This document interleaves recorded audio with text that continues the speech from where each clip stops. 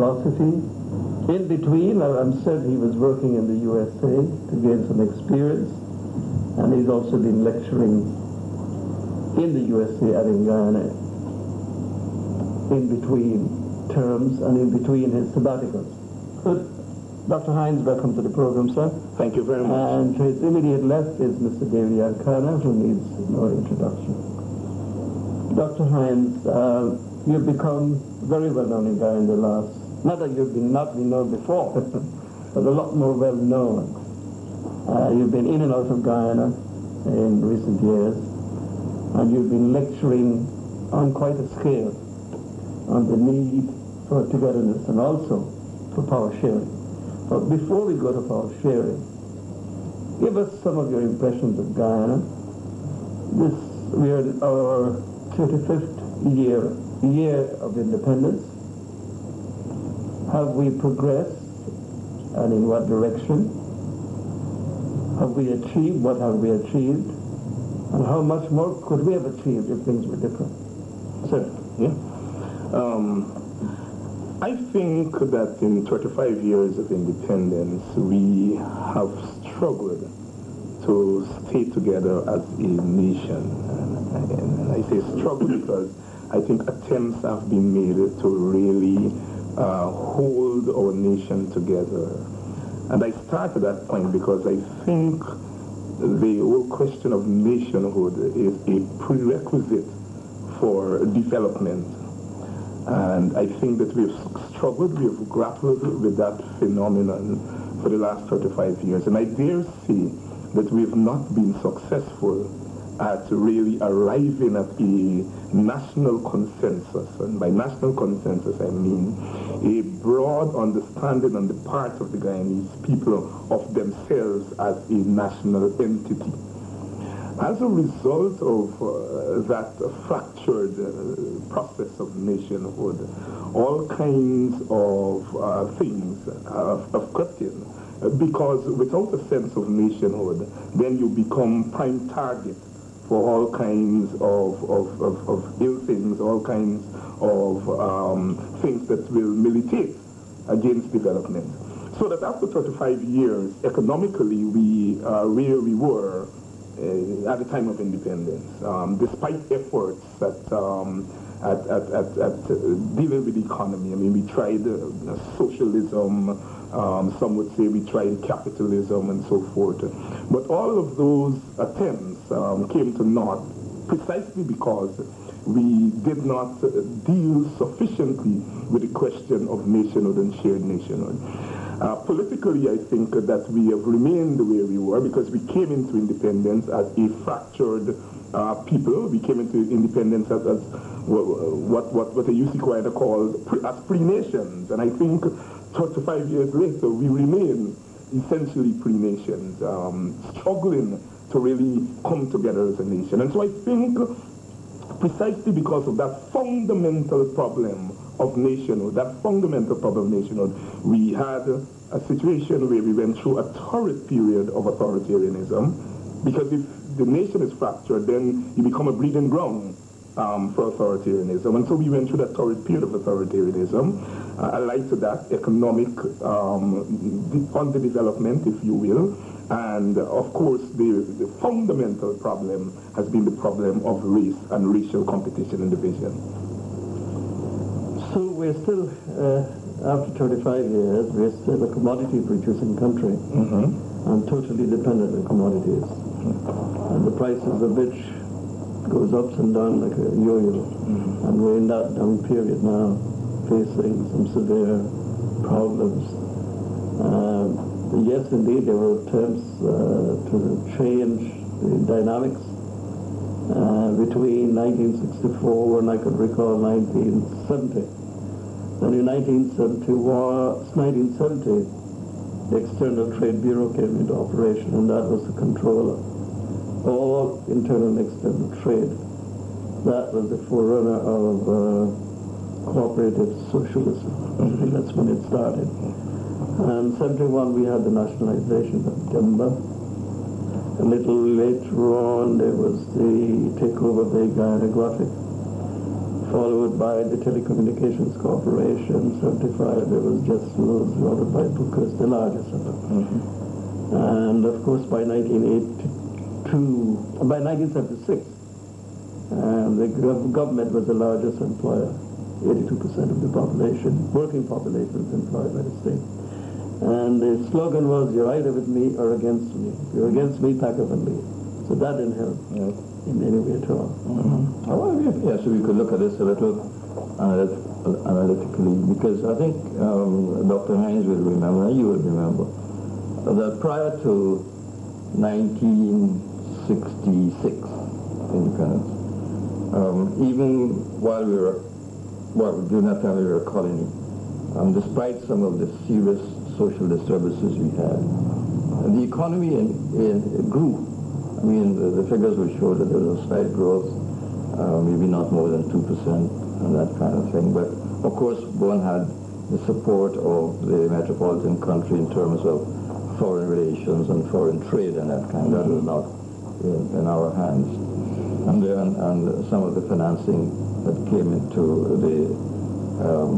the state at the time, we had a Congo development program, and which provided some support.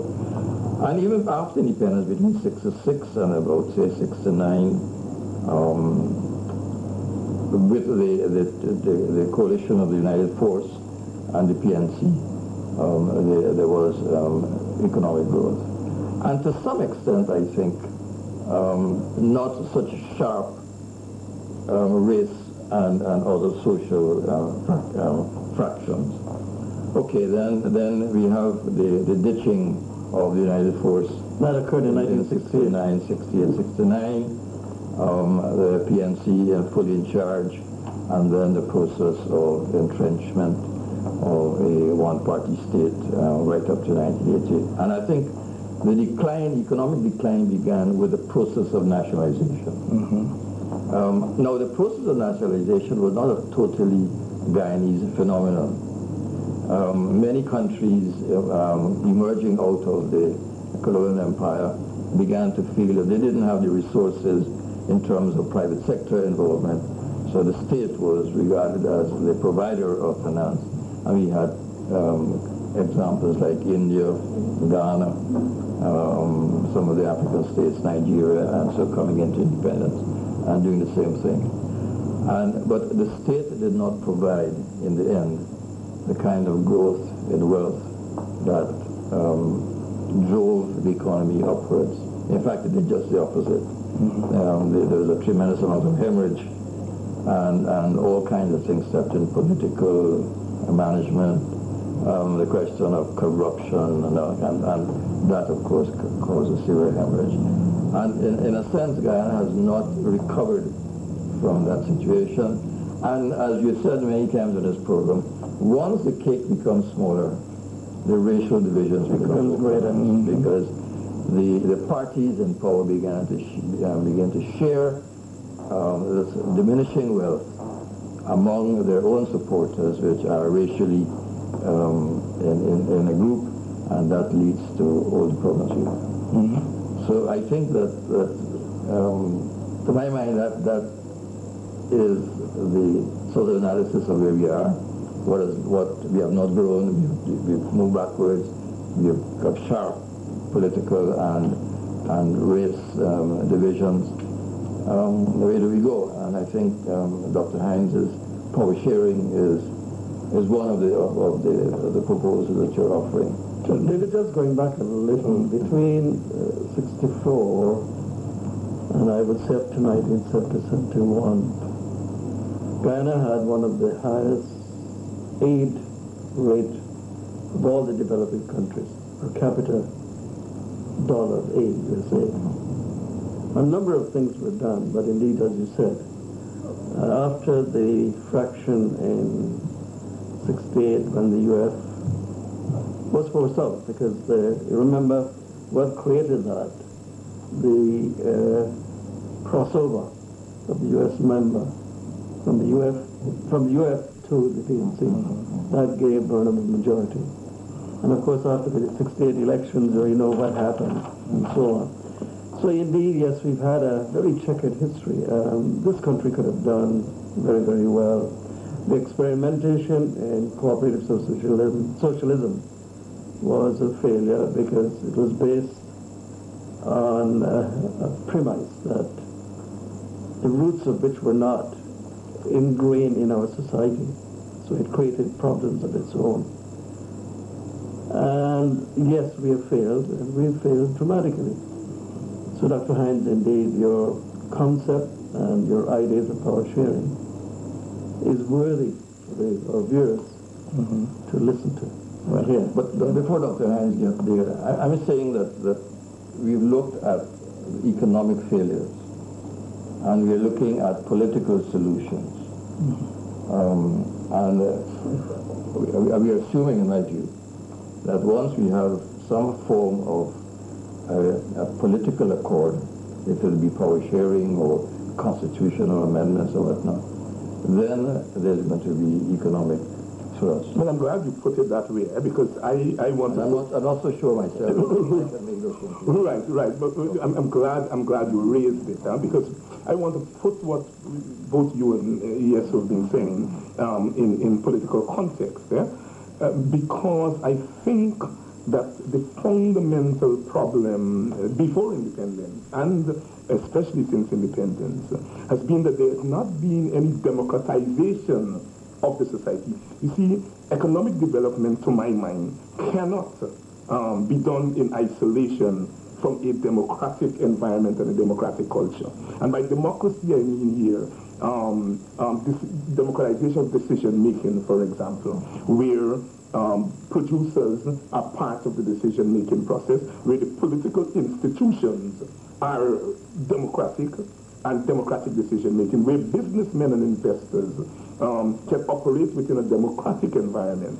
So I think we inherited from colonialism this undemocratic political culture and political system. It worked in a certain way pre-independence because of the metropolitan, umbrella and so forth and so forth and so forth. But once we were left to our own device, then not being practiced, our leaders, not being practiced in the culture of democracy, they descended into this undemocratic culture. And once the politics became undemocratic, to the extent that it became in our society, and the state then became, if you will, the controllers and the guardians of the economy, then that undemocratic culture spills into the economic realm and so forth, so that managers were not given a free hand to manage industries, that technical people could not make decisions, that decisions were being made by the political parties and so forth. So that, yes, our economic problem is directly, to my mind, related to the political culture and political system that we have had in Guyana. Hence my argument that if we are going to have that economic takeoff, then we've got to settle some political problems. And at the heart of that settlement, to my mind, is a democratization of the decision-making processes in the country. I know you guys have been in the private sector, and you've worked in the state sector too. But one of the problems that I have, not only in Guyana, but also in the rest of the English-speaking Caribbean, is the accumulation of wealth within the country. But wealth, for the most part, is concentrated in foreign hands and so forth. Guyana may not be the most classical example in the Caribbean of that, but that the vast majority of the people in the country do not have a stake in the means of production in the country. They did not have it under socialism. They have not developed it in the post-socialist era. So it seems to me the problem here is not so much about isms and schisms. The problem here is about the democratization of the society along the lines in which people, either as individual small groups or large groups, play some part in the decision making. And so therefore, that the economic upturn that we so yearn for, I think, is linked to settling the political issue. And that political issue, in your opinion, will it ever be settled? I think it's a long process. As an optimist, one would have to say yes. But if, as I say that, it's a painful journey. We've not arrived there overnight. I mean, this political problem is historical, and so its solution has to be historical. But I think where we have fallen down and over the years is that we have not collectively recognized that there is a political problem. We have deferred, if you will, this problem. Every time we try to put Band-Aid. So Mr. Burnham's way of dealing with it was to have an authoritarian regime, where you command everyone to operate in a certain way. As soon as we got rid of the dictatorship and we enter the realm of democracy, the political problem raises its head again in the form of race and racial competition. So the answer to your question is that I don't know that we will be able to solve that in my lifetime. But I think that if we are honest with ourselves and recognize that this thing is like an albatross around our neck, and we begin to deal with it in a systematic and nationalistic way, then I think that we can create the environment for solving the problem. I think at this point, as far as I'm concerned, when I talk about power sharing or shared governance, I'm not talking here about something to solve the problem. I'm talking about something to create the environment so that we can solve the problem. We can begin to solve the problem. But Dr. Hinds, you have to take into consideration the fact that you have entrenched two strong political parties. People refer to dinosaurs, but I'm just a political party. With a great chasm of distrust between. So solution to my mind then is whatever system that you develop within this mechanism that is going to move this thing forward has to try to narrow and to remove this question of distrust. Okay. And as you say, when you emerged with the dictatorship and you came into what seems to be a semblance of democracy, then the question of race emerges and the distrust continues. Okay. So really, how do we deal with this sort of generation of some amount of trust that is so necessary to underpin the political system? And I know that you know, elaborate design for certain constitutional settings and that kind of thing.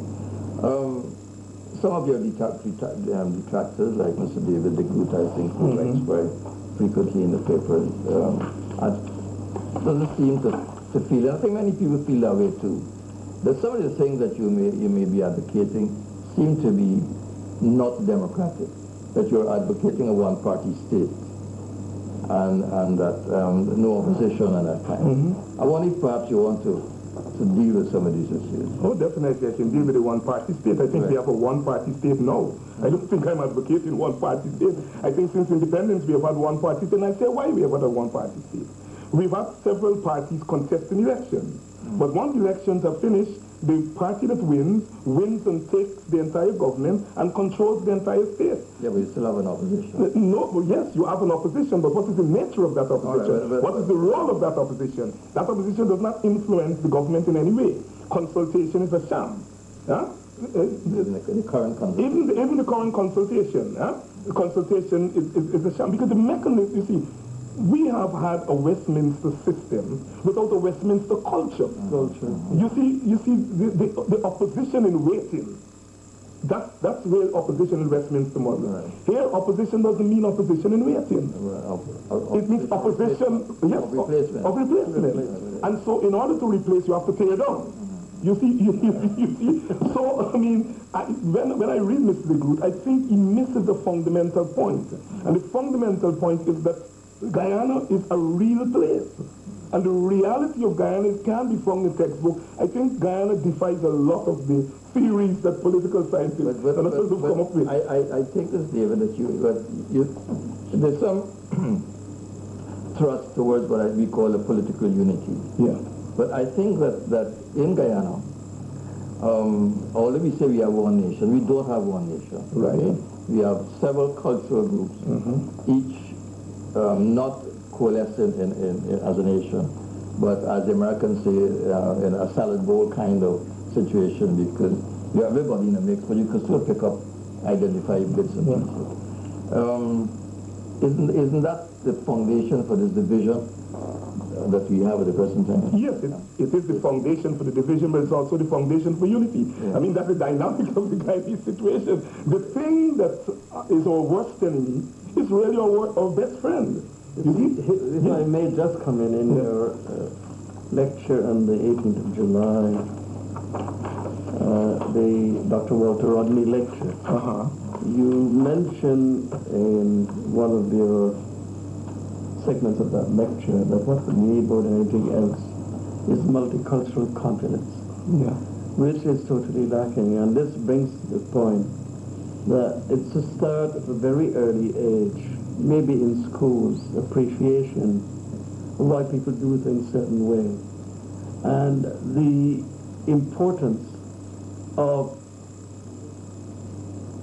being able to live together in harmony because of this appreciation. Because if you don't have an appreciation, well then hatred is very, very quick to develop.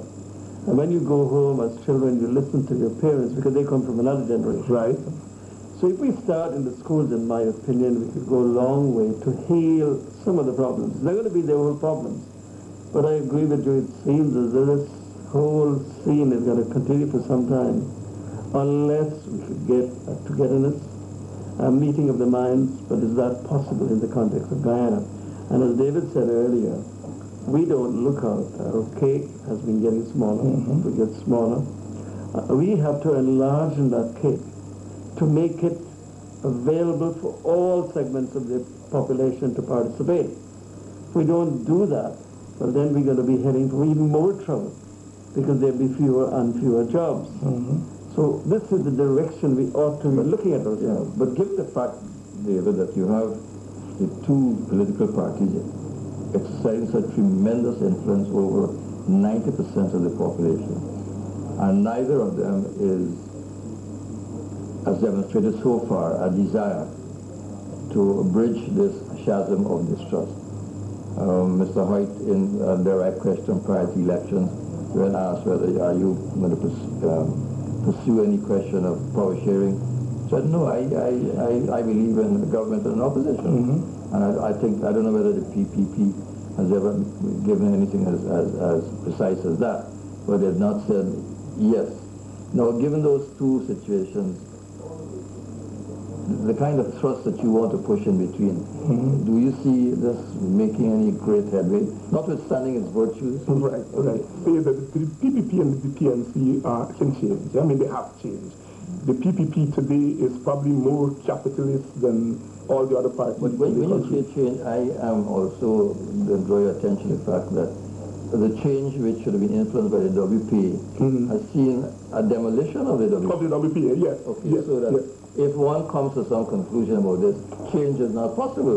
What happens is diminution of the agent of change. Exactly. And that's the irony of our political situation. You don't have a real third force. We don't really have the real third force. Right. Yeah, but I think pressure from the bottom, pressure from the bottom will have to be brought to bear in the political parties. I think political parties, by nature, would not embrace this kind of thing. Political parties, by nature, seek votes and power.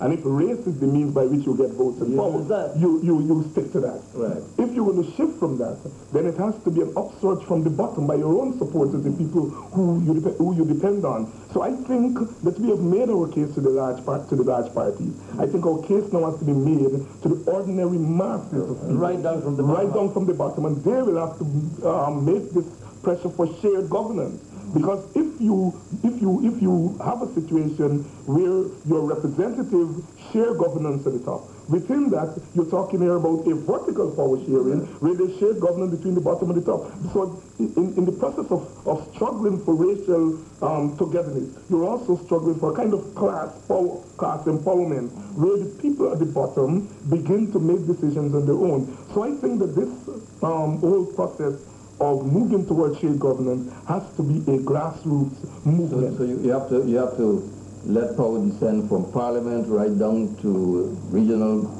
council and the village council. Exactly. And then from the bottom up. And then from the bottom up. I think that's the process. I think that's the process you're thinking of in terms of. But if you have two political parties that are, when they come into government, don't see that as the agent of change, then it's not going to happen. Well, we've got to, here is where the constitutional mechanism comes in. Okay. The point of the matter here is that they will have to agree to the constitutional changes.